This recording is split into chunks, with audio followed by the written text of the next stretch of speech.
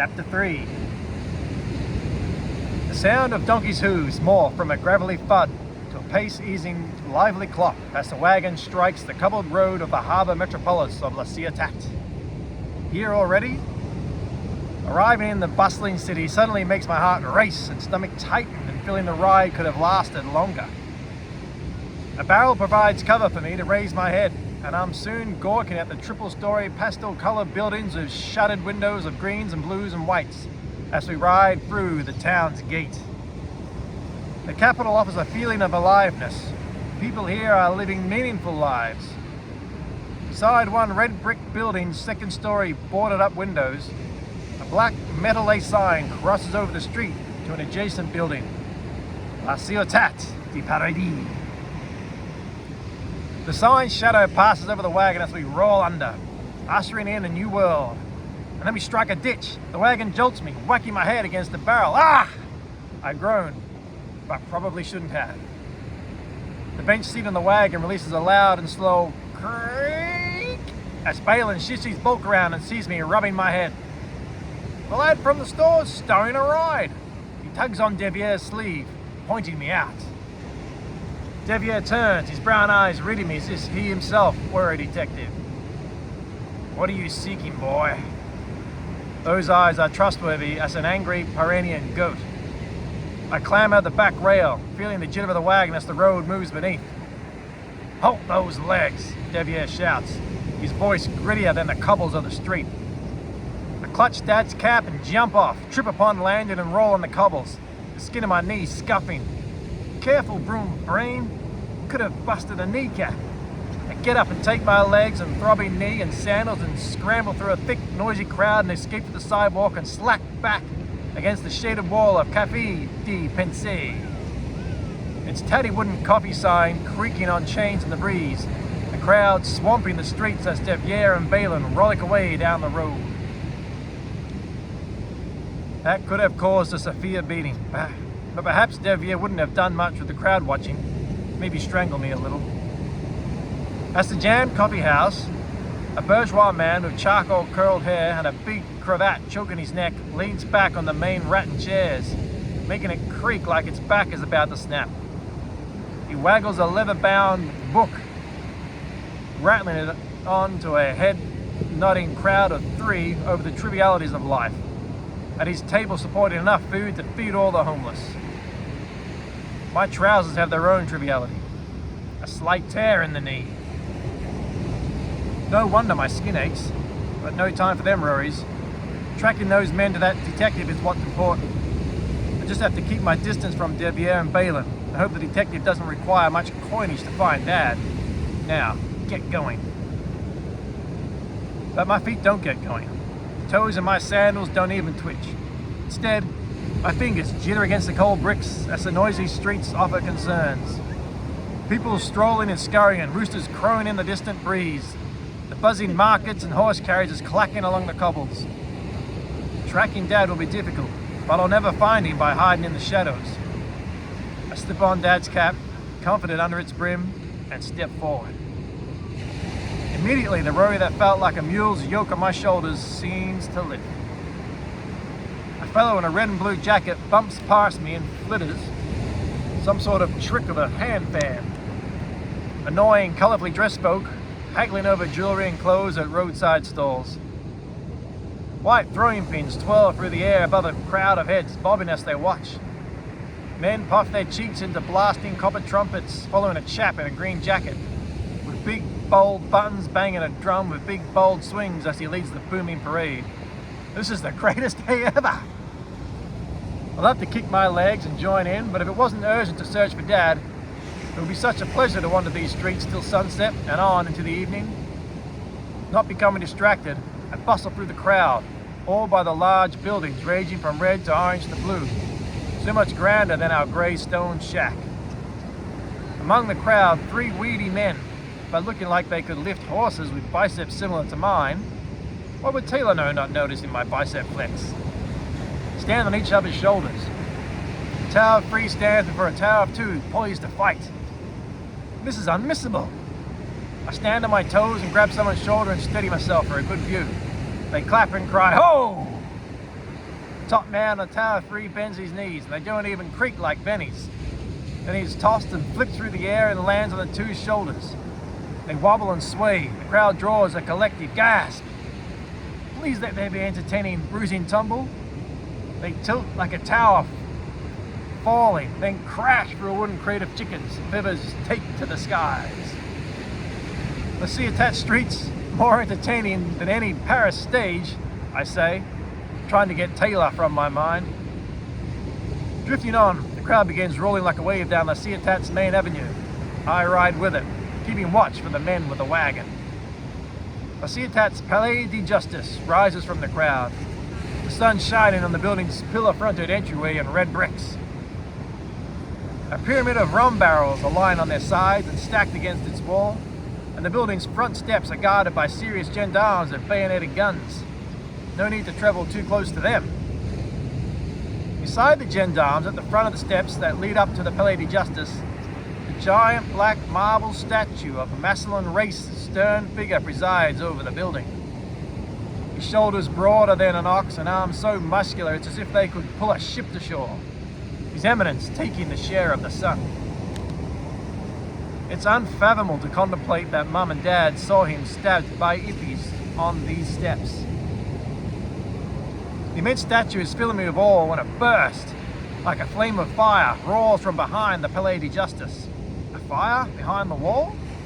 The crowd squeezes and congests in the square. Many might be crushed in a stampede to escape. The slow ones could be burned. I open my mouth and blurt, "Ruh!" but my words are muted as a shadow slips over the tiled roof. A giant teardrop-shaped balloon, blue and gold, travels overhead.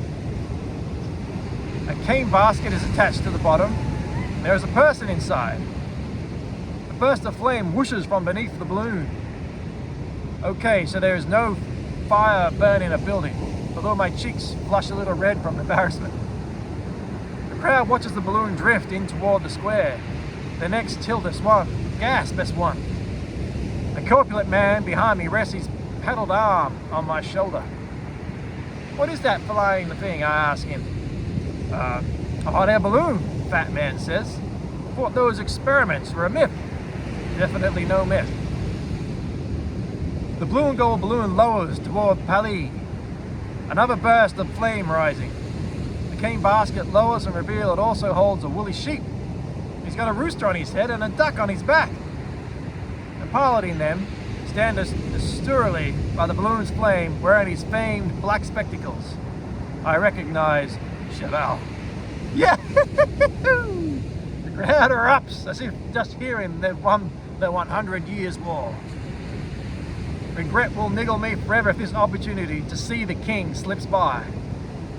I beard a piece of wood and plough through the Palais stage, squeezing through the gaps of many barging backsides.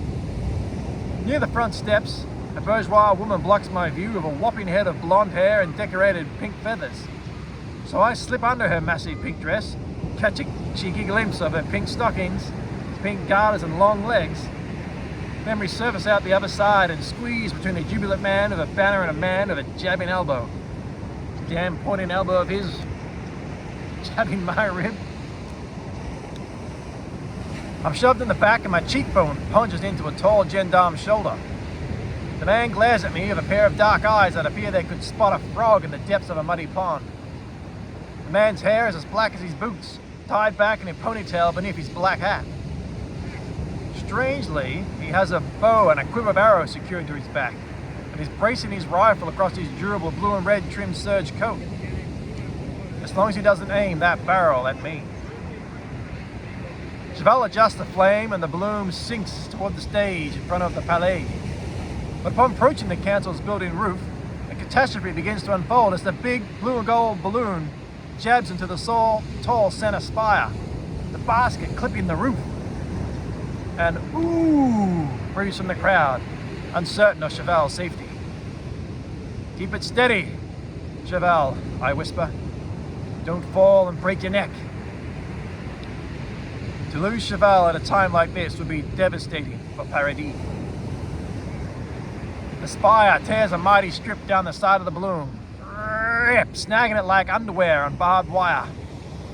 basket jerks, and although the sheep duck and rooster cling on, Cheval tumbles out head first, flips over in an acrobat-worthy somersault and smacks onto the orange roof tiles. It appears he could have broken his neck, but he rolls and lands on his backside, then suavely skims down the rooftop as if it were a slide, busting tiles beneath his boots. He slips off the edge and crashes onto the huddle of wine barrels, sending them rolling and clanking across the platform. Cheval lies still amidst the rubble, each leg parted and hooked up on a barrel. The crowd gulps and inhales in tight wheezes. I gasp, uncertain if breath will ever return to me if Cheval's broken his back, or worse. Has Cheval died? I whisper. His boot twitches. At least he isn't crippled. Cheval slowly raises his head and staggers upright, swaying as if he just drank one of those barrels full of rum. Yee-hoo-hoo! The crowd, I cry, and the crowd quickly bursts in their voices above mine. Cheval adjusts his black spectacles, then boots away the restricting barrels. He dusts his suit, which is the color of fleshly poured black tar, a slick shininess. He begins buttoning up as he strides to the front of the stage until he's near close enough to poke with a fishing rod. The sun strikes the suit's gold and silver buttons and lace, and the trimmings shine like fire. He stands on the top of the steps, parading a pair of expensive boots, snakeskin leather, a leather perhaps never adorned on a pair of boots. Boots that appear they would be worth more livres than I could ever earn slaving for a year in Benny's store. I turn from the boots and focus on him, the man in the boots, the man standing right where his father was stabbed by hippies. It must take courage to stand upon the side of the innocent, of the incident. If I knew the exact place where my father was lost, it would be haunting. Cheval glances at me with his legendary eyes, brown at birth, but now the color of green leaves in the middle of summer. The kind that invigorate you with their shade and inspire you with their glory. That's how they make me feel upon noticing by the king. I wave, and he responds with the slightest grin and the slightest nod. But it sends a mountain of shivers through every inch of my body. I arc my shoulders, peer around at the people and become flooded with pride upon realizing this young grocer from Cassis is standing at the front where the privileged stand. Cheval waves a twirling hand to the cheering crowd. Various shaped hats and colored scarves and balloons, some popping like gunfire. The confetti fills the air, adorning the sky like a carnival of color. The king motions, and the crowd settle like the jumping briars of the farms ready to be released from their pens to chase the sheep for me. A frog burrows into my throat as Cheval gazes across the crowd. So glad I came for this. What's he going to say? Cheval holds a silence, stirring emotion like a true showman. A tender wind blows, and along comes a stray white feather landing on Cheval's jacket, and he tries to flick it off, but it stays stuck, and he flicks and brushes it until it floats away. Even showmen have their troubles with props. Cheval straightens his suit, then addresses us all. 60 years ago, a courageous Frenchman, my grandfather, Marcellin Reiss. Cheval sends a heroic glance to the giant, broad-shouldered statue, in whose shadow we now stand, signed the Paradis Declaration of Liberty. 60 years later, it has come to pass. 60 years later, the province of Paradis is free. Trumpets and horns blast a triumphant song. Confetti and banners array a dizzying spectacle. Cheval motions for another hush, with dancing fingers, as if playing a piano. No more will Paradis be ruled by the Council and Aix-en-Provence, Cheval says. No more will it be bullied by Marseille and its corrupt bishops, nor will it lie scorched by the flames of Paris's weak king and pomposity. A king who let the people starve, leaving France on the verge of tearing itself to pieces. While the king gorged. Boo! The crowd shouts. The king guzzled. Boo! Me this time. Cheval's face assumes an expression of disgust. The king danced in his purple dress, spilling wine on his lines carved of marble. Booing and jeering break forth, wild waving fists knocking my ears, hatred for the king of France. Paradis is now her own independent province and has her own king. Cheval raises a fist, indicating he is the one to lead us out of the nation's poverty, and the colors of the crowd explode once more. Paradis leads the world in scientific exploration, bringing us riches and advancement. The world may starve, Cheval says, but Paradisians won't. November 1783 is not an end, but a beginning. Cheval gestures towards the balloon stuck up on the roof. Some inventions still need a little work. He jests only loud enough for the front row to hear. The sheep caught in the basket with the duck flapping its wings on its back and the rooster clawing to his woolly head stares at the crowd.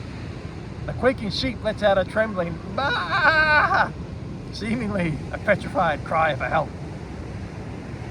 The crowd bursts into laughter, and even Cheval is coerced into a smile. I smile too. Sure is funny to see a sheep trembling in his wool. Cheval runs his fingers through his wave of deep gold champagne-coloured hair, adjusts his glasses, all of us living on the hope of his every courageous word. Be gone the days of Paradis's children being stripped of their dignity from those not pure. The land is ours and no one can take it. Not the cliffs and inlets of limestone of Cassis, nor our northern bordering commune of Auvergne, nor their touch, our eastern tip of the Ville Saint-Sur-Mer, nor the harbour of our beloved capital and sovereign council in La Ciotat. Breathe in the freedom, Paradis. You have it. Our own independence. Anything is possible now.